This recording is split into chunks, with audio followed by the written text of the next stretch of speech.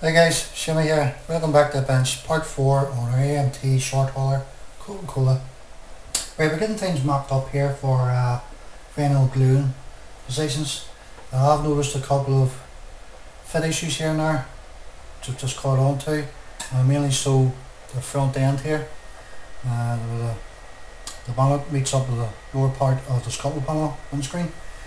Now, we did get the interior done, got all our wood done. You see, showed a quick clip on that. I'll show you in a second what I used. If Peter here watches, I'll show you just in a wee second, mate. Ruler shutter is in, does go up and down. There's a bit of fettling I've done in around that before, but take it out again and get it painted. Back panel on the truck itself, I've seen a few different pictures versus done black or silver, or sorry, red. So I'm going to do it black just to break up all the red around the back of it, because the roller shutter itself is done red. You know, so some details there for the locks and so forth, handles and what have you. All our white work's all done, except as you can see the back trailer part itself, back section. There's raised lettering here on the front of the hood, bonnet. Forward throttle, but done with a multiple chrome pen way at the very end rather than doing an eye, get it rubbed off. Fit issues I was speaking about a second ago here. It's okay now, where it's all, get this cleared up a bit, where it's taped together. It's okay. But when it goes onto the truck itself, the chassis, there's quite of a gap, about 4 or 5 millimeters all the way along.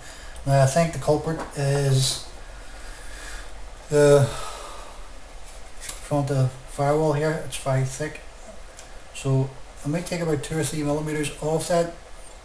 It should allow the bulkhead to sit nice and flush with the top edge of the bonnet. Hopefully it'll close over.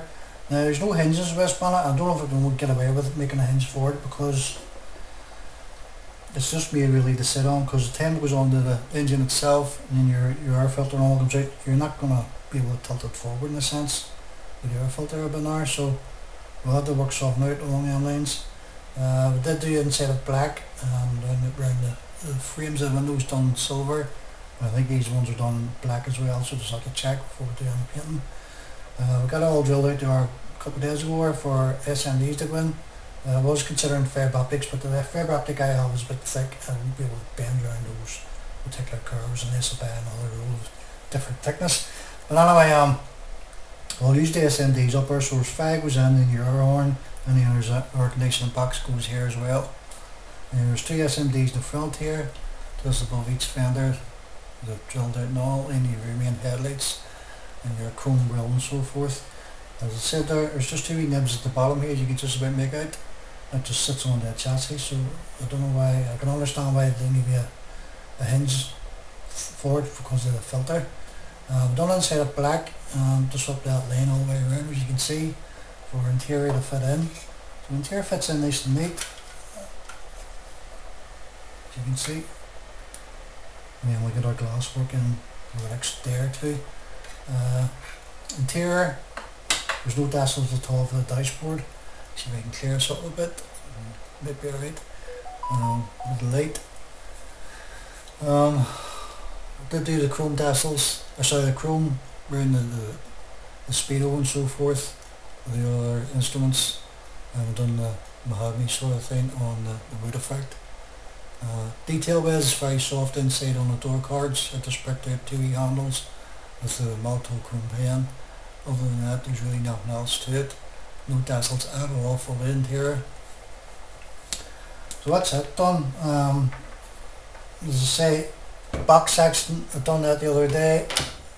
Peter, if you're watching this, mate, the stuff that I used for this is we all know this Fable, and I don't know what the guys across the pond know it is, but it's this kind of stuff. I think this is teak.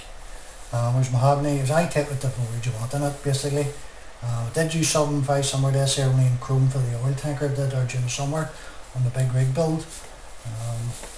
Just cut it to size, and a wee bit extra actually, and just trim it down as if need be with a sharp blade, and use a bit of heat on it. I use my air gun, heat gun should I say, just to make it contoured all the curves and recesses of the thing itself. We'll take it off here and get a better look at it.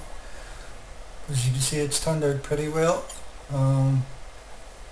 Rather than having everything just blur inside, because you are going to see bits and pieces when the shutter's up and so forth. I decided to keep this door closed to give you a wee hinge for it, but it was very soft and no doubt it would probably break over time, so we just glued it in place.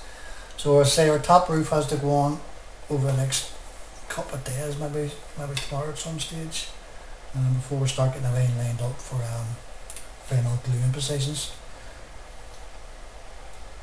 So let's go, guys. Engine's only any set in, it's not glued in just this minute in time. I want to make sure the cab and all sits down nice and flush before we start really committing to gluing things in place. Chelsea's almost finished, only the few bits and pieces has to go until like the gas tanks and so forth, but they'll go on last. Might have to re-chrome those.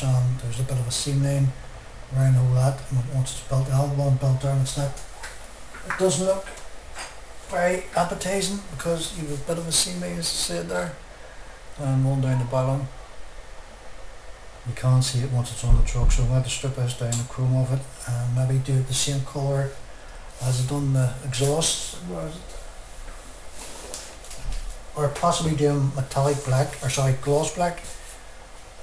So I could either do it this colour, I've done the exhaust soon, or just do it black, so I don't know what to do yet. So thoughts, guys, what do you think? Do it that colour or do it the gloss black?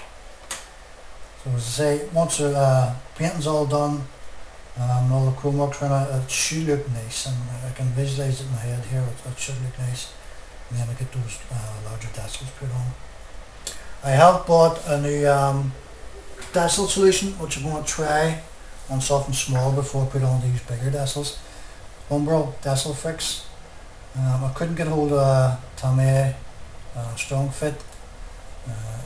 The local shop didn't have it, and then eBay, something like £14 for the same size of bottle as this in cement, and I wasn't going to pay out 14 quid for it and £5 delivery, so it was 20 quid for a bottle of solution. No, so I got this thing. It was £6.50.